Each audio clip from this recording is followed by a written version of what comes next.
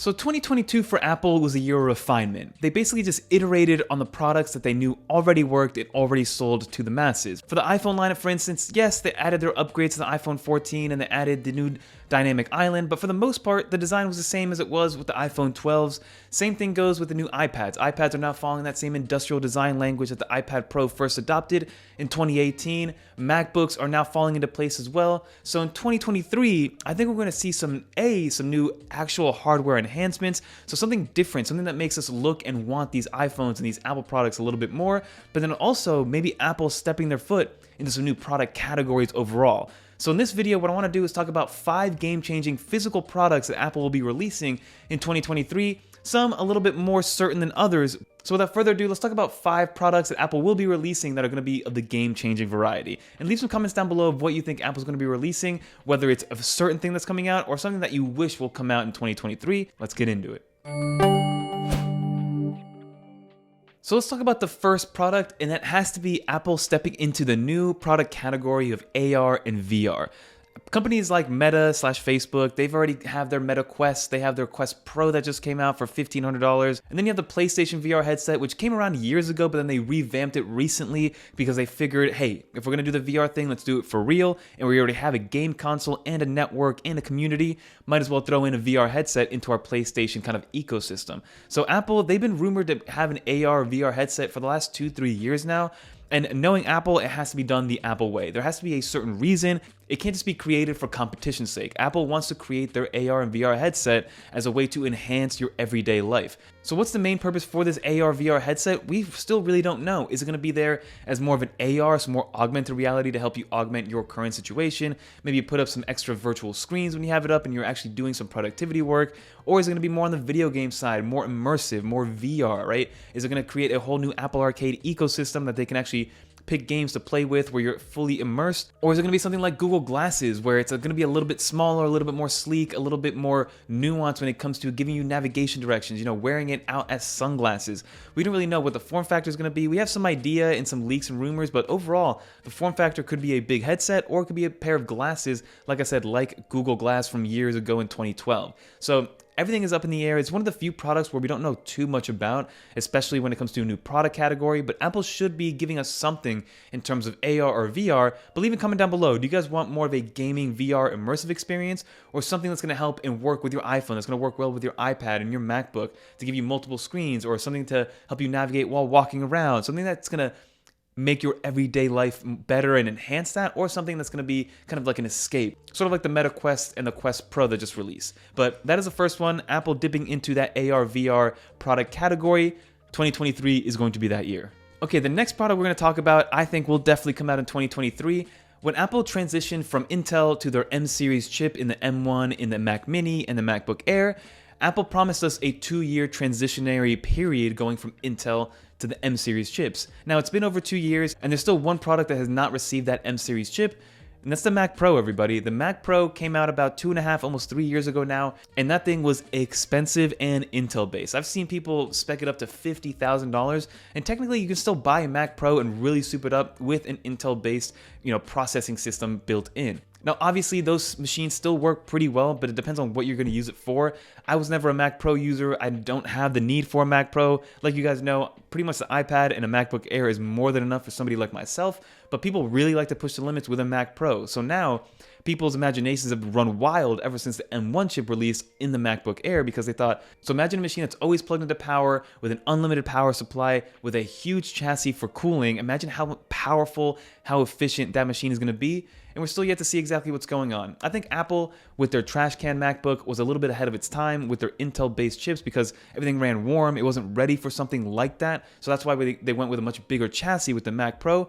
But don't be surprised if Apple goes back to that smaller form factor, because even at maybe a quarter or a fifth of the size of the current Mac Pro, it's still going to run more efficiently and more powerful with an M2 Max or M2 Extreme, whatever Apple's going to call their next iteration of the M2 Pro and M2 Max.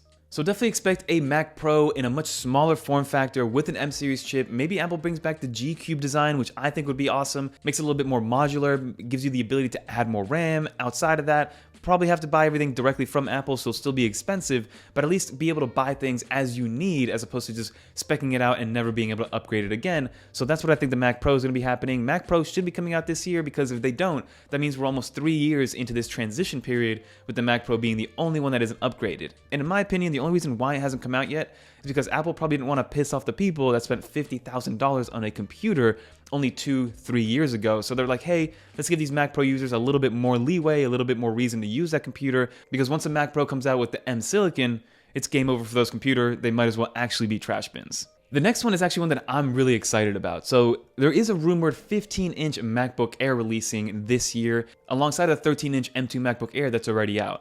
Don't expect anything different aside from the actual footprint and the size of the screen. So think same colors, same specs, same M series silicon, so still an M2. You can upgrade the RAM to up to 24 gigs of storage, upgrade the internal spec of SSD to up to 2 terabytes. So just imagine the current M2 MacBook Air, the 13-inch version, just bumped up in size to about a 15.1 to a 15.4 screen size, and it's going to be awesome. In my opinion, if Apple could keep that same thin form factor, that same lightweight, only adding a little bit more weight for the extra screen, that's going to sell extremely well, especially if they keep it below $1499. I think that's a sweet spot for people to be like, oh, for another, $200-300, I can get an extra 2 inches of screen real estate diagonally. That's a no-brainer in my opinion. And the increased size of the chassis could improve the cooling from a passive cooling perspective with the M2 series MacBook Air in the 15-inch variant. So let me know in the comment down below if Apple did come out with a 15-inch MacBook Air and both of them side by side are the exact same outside of just the screen. Let me know what you would pick in the comments down below, assuming that the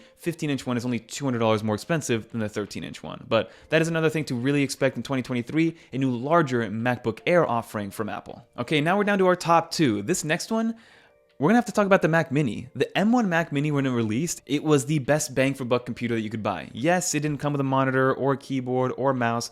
You literally just got the computer and a power cable. But for $700, that M chip was flying through everything that you could throw at it. And in my opinion, it's still the best buy. If you have an old monitor, a keyboard, a mouse, some peripherals already around the house, and you want to get a brand new computing experience, the M1 Mac Mini is still a great buy. And I know that on Amazon, it's always on sale. Even on the Apple Store, sometimes it's on sale. You can get it refurbished. So just imagine when Apple kind of comes around again with their M2 Mac Mini. And the reason I don't think they made an M2 Mac Mini alongside these M2 MacBook Airs and the MacBook Pros is because I think they didn't want to cannibalize Mac Studio sales, because the Mac Studio, yes, is extremely powerful, especially for the form factor and the size that it is. But if you threw an M2 chip into the Mac Mini, people would probably not look as much to the Mac Studio, because an M2 Mac Mini with about 16 gigs of RAM, maybe half a terabyte to a terabyte of storage, that thing can run anything that you throw at it, especially for 98% of people. But an M2 Mac Mini at $750, that's going to be a no-brainer, especially for an at-home desk setup. And it's also going to cannibalize a lot of the iMac stuff, because customers are going to go, hey, for $700, I can get an M2 Mac Mini, go online, get a $200 monitor, a mouse and keyboard for less than $100, and boom, for $1,000, I have a perfect Apple experience at home instead of getting an iMac, which is around $1,200 to $1,500, depending on which entry spec you go with. So that is number 2 on my list. An M2 Mac Mini would be a game changer for a lot of people. And last but not least, we got to talk about iPhones. So the iPhone lineup this year, we saw 4 iPhones: the iPhone 14, 14 Plus, 14 Pro, and 14 Pro Max. This upcoming lineup, we're going to probably get the same kind of thing. So iPhone 15, 15 Plus, 15 Pro, but then instead of a Pro Max, we're going to get a 15 Ultra, which I think is going to really change the game. It's going to really segregate and kind of give you a hierarchy of which iPhone you're going to go with. I think all of them will finally adopt Dynamic Island. The first 2 iPhones, which will be cheaper, will still be only 60 Hz. It won't give you ProMotion. Build quality is going to be a little bit less, or build materials is going to be a little bit more on the cheaper side just to save you money. But the actual iPhone Ultra, the 15 Ultra, is what I'm going to be excited about, right? Bigger camera sensors, maybe a 4th periscope sensor, maybe a selfie LED screen on the rear so you can take selfies with the main camera and get the best quality possible. We're going to have ultimate build quality. We're going to have USB-C on this iPhone, probably faster storage, which is going to be amazing. Maybe even a bigger design.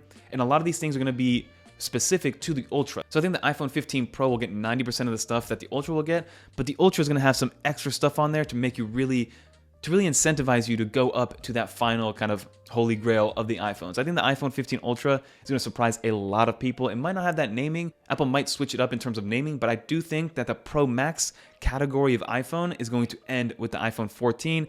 Putting my flag down, comment down below what you guys think. But that's pretty much what I'm looking forward to this year from Apple. So let me know what you guys think about my top 5 in terms of products and product categories that Apple's going to step into in 2023. Obviously, I didn't even talk about some of the services that Apple's going to get into, especially things like Apple Classic, a lot more on the finance side with their Apple Card and their like Afterpay competitor and things like that. There's a lot of things coming from Apple in 2023, so definitely buckle up. It's going to be an exciting one, and I think we will get an event, even maybe in January is what I'm hearing, but you know, normally in March is the first event that Apple really starts to produce and release, or at least announce some of these products. And I didn't even mention an AirPods Pro Max 2. We've had the AirPods Pro Max since late 2020, I believe. So I do think it's time for a revamp because it's hard to justify $550 for a device that's about 2.5 years old now at this point. But that's gonna do it, everybody. If you did enjoy, leave a little dolphin in the comments down below, and leave some comments down below about what you guys expect from Apple. What is something that you're looking forward to, something that you're holding off on, so you can actually buy it in 2023. Let me know in the comments down below. I'm very curious. But that's gonna do it for this video. If you guys wanna watch more iPadOS, iOS, or macOS videos, click on one of these right here. But until next time, I'm Fernando, and I'm out of here. See you guys at CES. The entire 9 to 5 Mac team will be there. Peace.